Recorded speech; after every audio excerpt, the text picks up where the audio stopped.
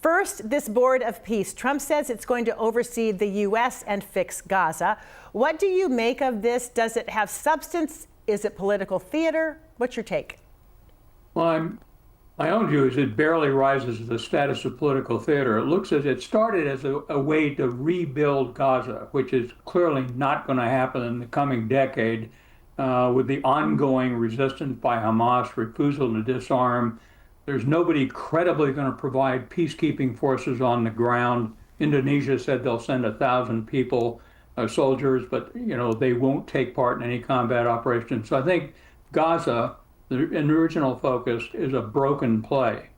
Then you look at the membership of the so-called Board of Peace, it's almost laughable. Once you put Russia on it, an international criminal state with their brutal invasion of Ukraine and other adjoining nations, it takes away the credibility. It looks as if Mr. Trump wanted his own mini UN with him in charge. So it's going nowhere. And then what does that do to the UN? He even expressed this idea that they would oversee the UN. Yeah, well, again, I think the Brits, the French, the Pope, and others have correctly seen this as sort of another narcissistic focus on Mr. Trump and his ability to dominate the global community. They're not going to go there. The UN has huge problems. There's no question about it. But over time, it's been an incredibly opportunistic and effective tool for dialogue, for bringing people together. We need to reinforce the United Nations, not detract from it. There has been, as you know, this massive military buildup in the Middle East, fighter jets, all of them ready to strike Iran. What do you make of this? Is this a deterrent signal? Is it a dangerous escalation? Well, I think the Trump administration has put together a military force that's capable in the next couple of weeks to a month of carrying out a significant strike on Iranian nuclear production. The Israelis probably want this to happen. They are concerned about nukes, but also about the Iranian missile production capability, which they are putting back together since a 12-day war 8 months ago. The Iranians are defiant in their rhetoric. They tried to seize a U.S. flagged vessel in the Strait of Hormuz. They sent a drone in close proximity to one of our naval ships at sea. The Ayatollah has been very critical and saying he'll escalate if attacked. Our regional partners clearly do not want a strike upon Iran. So I think if Trump doesn't get something at the negotiating table, he's likely to attack.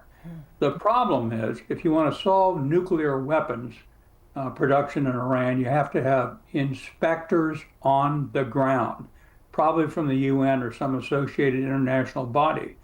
You got to get there with political pressure, with economic sanctions, but a one-time strike, it's hard to imagine will produce anything but potential significant escalation. And we've got 30,000 U.S. troops in the region on 8 military bases, and a considerable amount of forces have flown in country, 50 some odd advanced fighter jets, THAAD and Patriot missile batteries. The key one to me was we moved a lot of air refueling assets into the region. So Mr. Trump is ready to go to war. Last question, big picture. The president campaigned against endless wars, yet is looking at a 7th U.S. strike abroad this year. When it comes to national security, what is the end game? What is the strategy there? Well, I think an awful lot of this, to be blunt, is government by whim, government by decree, government by reacting to some short-term event. There doesn't seem to be a guiding light. By the way, the biggest concern on national security in my mind is the destruction of trust in the United States among our allies. I think we are no longer a credible member of NATO. That's over. It can't be repaired. I think the South Koreans, the Japanese, the Australians, and others who are vital allies also just have no idea where we're going. They don't trust us any longer.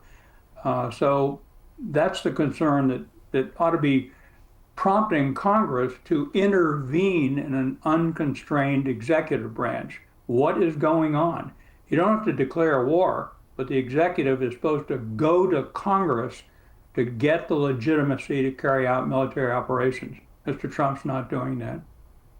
General McCaffrey, always so great to have your insight on all of this. Thank you so much for being with us tonight. We appreciate it. Good idea.